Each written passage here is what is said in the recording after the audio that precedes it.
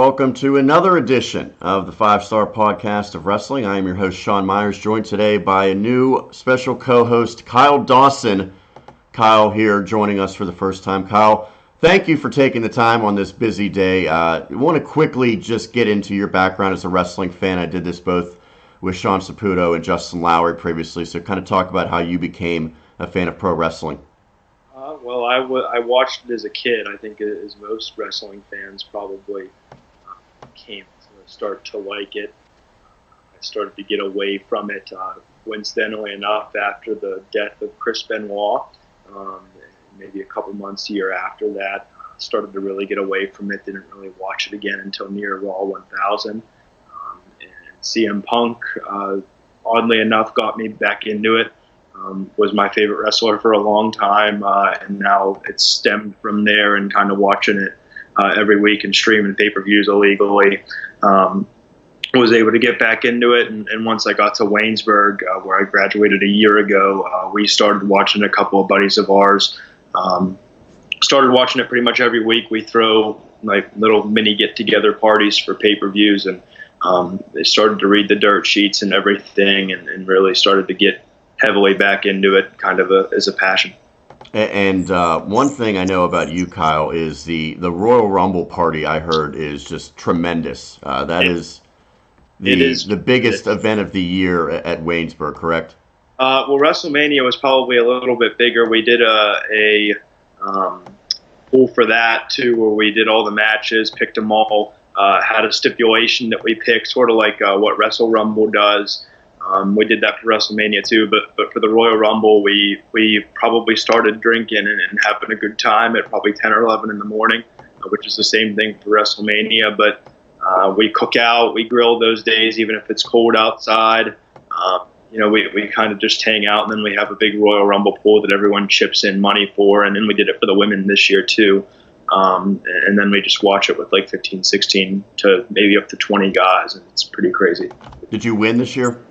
I did. I won with Shinsuke. I pulled. So how it works is we all pull numbers out of a hat, or we pull a random number or whatever. And I forget which number Shinsuke was. I think it was 21 or something like that. And I've gotten horrible numbers the last couple of years. I had Kalisto last year. I had Braun Strowman last year, or 2 years ago, I guess. But Strowman got the most eliminations that year in the Rumble, so I won my money back for that. It's something we do. But yeah, I won with Shinsuke this year, and then I forget who I had for the women, mostly because I don't remember most of the women's Royal Rumble. But yeah, it was a good time. How could you not remember? It's the first ever. It was the greatest thing that they've ever done. Probably wasn't very coherent during it, so I'm told. At least I remember most of it. But people tell you different things, and you have to live with that. So what we're going to do today is we're going to preview Backlash upcoming tonight, as we're doing this Sunday afternoon. And we're going to do a little bit different of a format this week, in that we're going to break it up into a couple shorter videos to make it a little easier on the viewers to watch. So before we get into a match-by-match breakdown, I just want to get your thoughts, Kyle, and I'll give my own as well, on the difficulties leading up to this show, because to me, the company has tried to jam-pack way too much stuff into about a month's period. The WrestleMania build-up, WrestleMania itself in early April, and then the Greatest Royal Rumble, followed by Backlash. To me, even pretty hardcore wrestling fans are going to struggle to name the entire card of this show. And I didn't really remember all of the matches until I actually looked earlier today when I was getting the graphics together. It seems like a scenario where they just don't have a proper build, and this is the first dual-branded pay-per-view in quite some time. And to me, one of the issues with that is there's a lot of really big, hot, deserving guys and gals that have been, at their best recently, that are completely afterthoughts of this show and aren't going to be on the card. So to me, this show, already before it even takes place, is built to fail, in my opinion. Yeah, well, even WrestleMania had an awkward build to it. I think it was SmackDown that had a pay-per-view a couple of weeks before WrestleMania. So you have a tough time building WrestleMania because they had to build them. I forget which pay-per-view. It might have been Fastlane. But they have a tough time building up to WrestleMania after that. And then they had a tough time 2 weeks to build to the Greatest Royal Rumble, which would ended up being a glorified house show. with no titles changing or anything like that, except the one with the Raw tag team belts that was obviously vacant at that point. I will say about Backlash, they've only had 2 weeks to do it. I haven't had the chance to really heavily watch Raw or SmackDown the last couple of weeks, so I don't even know really how the build has been to this. I don't think it's been great, or I would have known about it, to say the least. That said, I think there's a lot of matches too, and it's going to hurt tonight. With an example, and we'll get into it later, but Rollins and Miz, two guys that are on different shows. Samoa Joe and Roman Reigns on different shows. How do you build for a co-branded pay-per-view if the person that's wrestling the other person is not on the same show and you don't have any crossover building? That's a good point that you mentioned. That's the one thing that I actually forgot about. I mentioned the build to WrestleMania itself, the Greatest Royal Rumble. In between WrestleMania and the Greatest Royal Rumble was the Superstar Shakeup. And it was significant movement. It was probably close to 24 guys that moved one way or the other.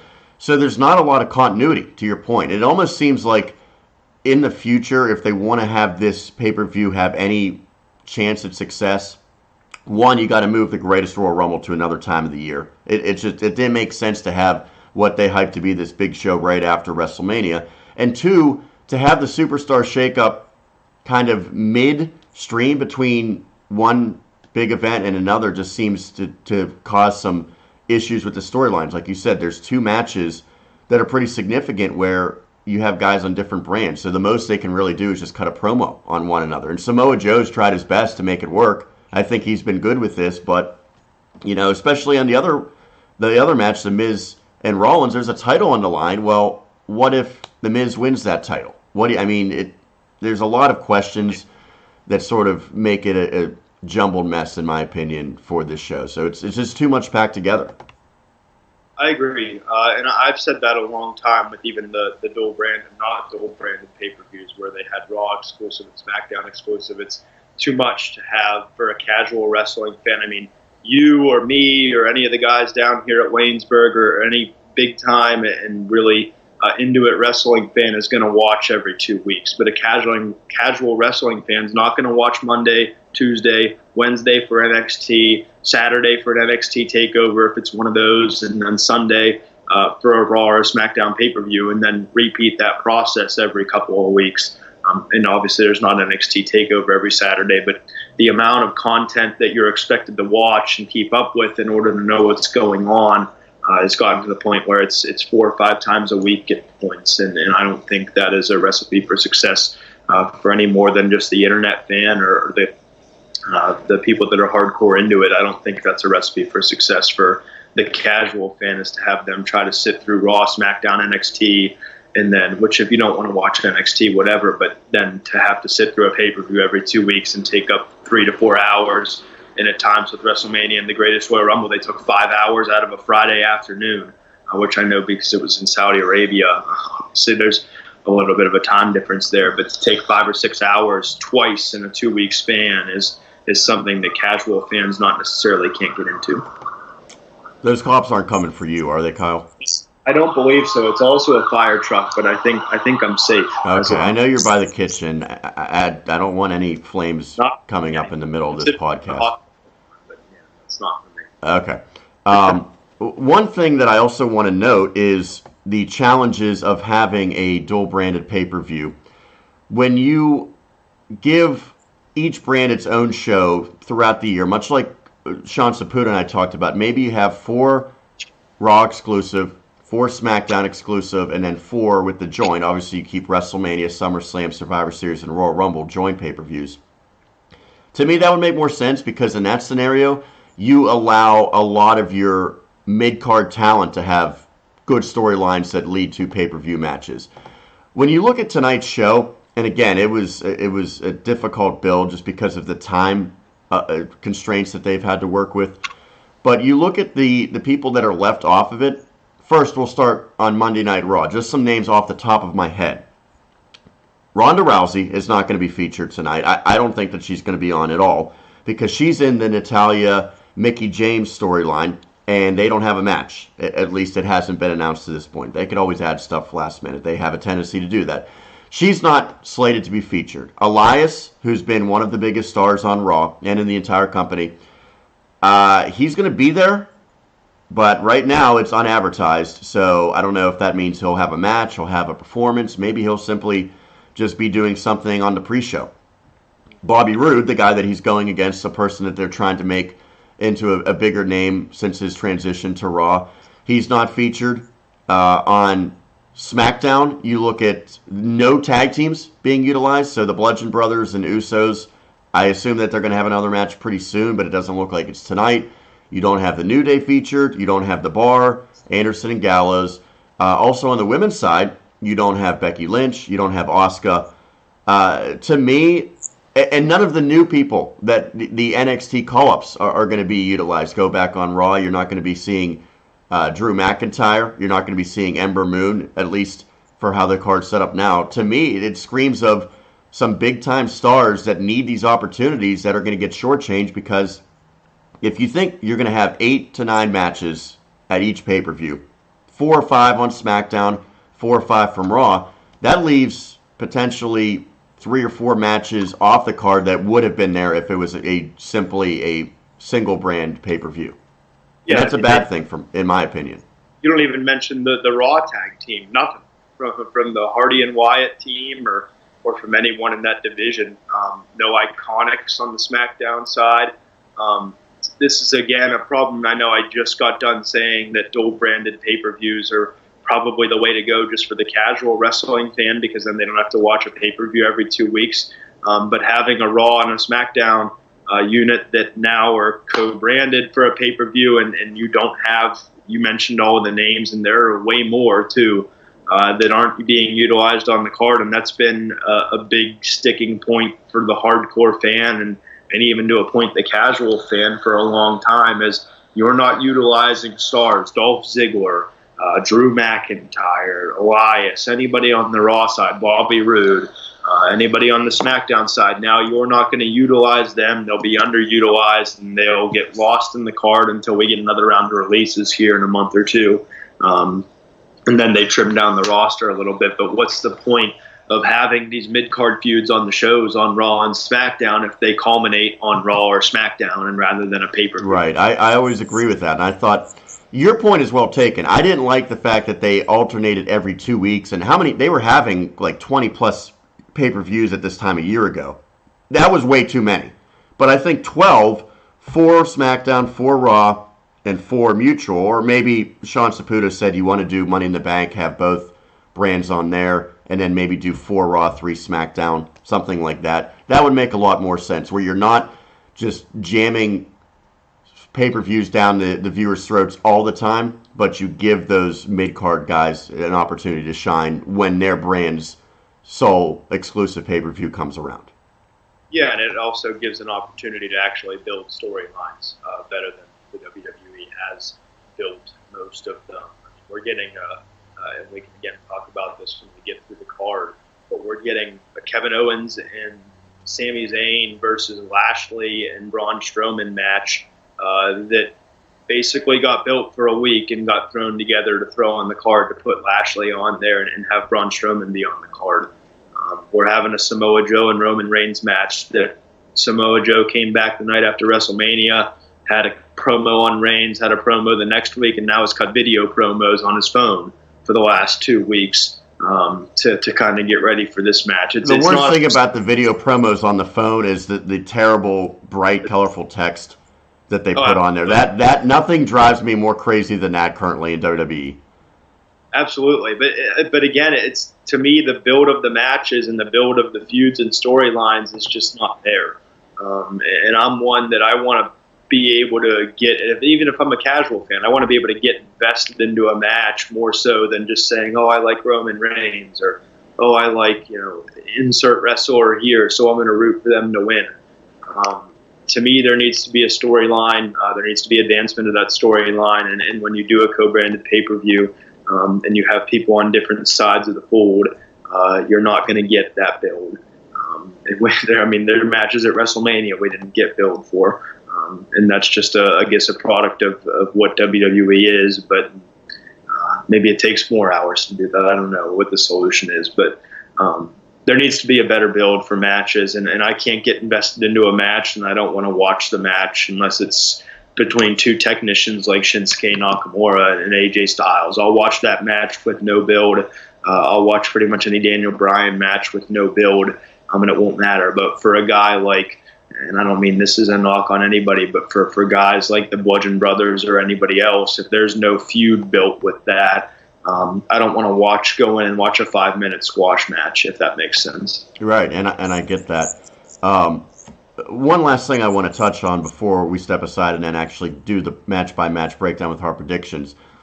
I want to get your take on, is this a show that you're going to sit down and watch closely, and do you think that it can win you over on in-ring performance alone? I know you said a guy like a Daniel Bryan or maybe the Nakamura AJ, which the rumor is that will close out the show tonight. Those type of matches can do it just because you already have high expectations for those performers and would watch them in a bingo hall. But overall, can a show like this with really poor build and not a big show feel by any means, can it succeed in your eyes no matter how much those performers go out and deliver? I think it can succeed. I think from my perspective, I have incredibly low expectations for the pay-per-view. No, to me again, and this is a big sticking point for Sean Saputo, I know as well, you have a part-time Universal Champion that isn't on the card tonight and that won't even be there. And we thought that this would not be the case anymore. It looked like a month ago he was going to be dropping the title and that we wouldn't have to have this scenario constantly coming up, but they decided to continue in that path. I thought Reigns would be defending the Universal Championship tonight against Samoa Joe. I think that hurts the card, not having your two big titles on the line. I think it hurts the card to have what are predictable finishes is in Rollins and Miz and Hardy and Randy Orton tonight. I think it's a predictable finish. To me, there's no reason to have, and I can't stand predictability when it comes to wrestling. I know there's going to be predictability. I know that Undertaker's going to beat John Cena. Do I know that it's going to be in a 3-minute squash match and Cena's going to have less offense than Rusev got off in the first 5 minutes of their match at the Greatest Royal Rumble? No. But predictability, I understand, has to be there. But at the same time, I don't want to go into the Rollins and Miz match knowing the SmackDown is going to have the United States Championship no matter the result of that match. They're not getting a second mid-card title when the Universal Championship is on a part-timer. So I know Rollins is going to win that match. And granted, it'll probably be one of the best matches of the night. But I know who's going to win already going in, and I understand it's a predetermined outcome, and they already know too. But to me, that I can't get invested into a match that I know the result of.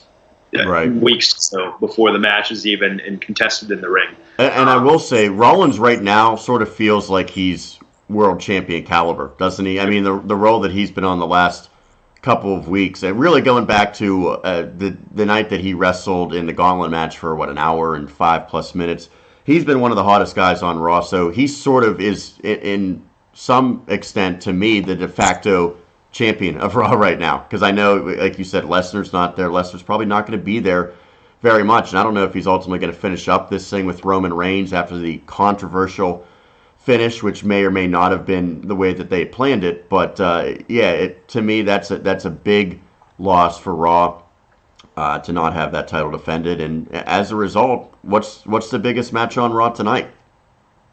Does anything jump out as a massive must-see match involving Monday Night Raw? I mean, the two biggest matches involving Raw are the inter-branded matches. So it doesn't bode well, although I did think it was a great show on Monday.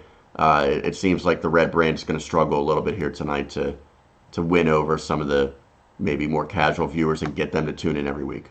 The best match that, at least on paper, that only involves Raw superstars is that tag team match I was talking about with Sami and Kevin and Bobby Lashley and Braun. And then your next best match is the Women's Championship match that a lot of people are expecting to be a squash again. Or maybe not necessarily a squash, but one that Nia Jax goes over and looks really good in. I actually, I don't want to give away my thoughts on that, but I actually think it could be a squash, to be completely honest, in that match. All right, well, what we're going to do now is we're going to step aside. We'll come back in a second part of this video, and we will break down match by match, give our predictions for Backlash tonight. So stay tuned. We'll have that coming up here on the 5 Star Podcast of Wrestling.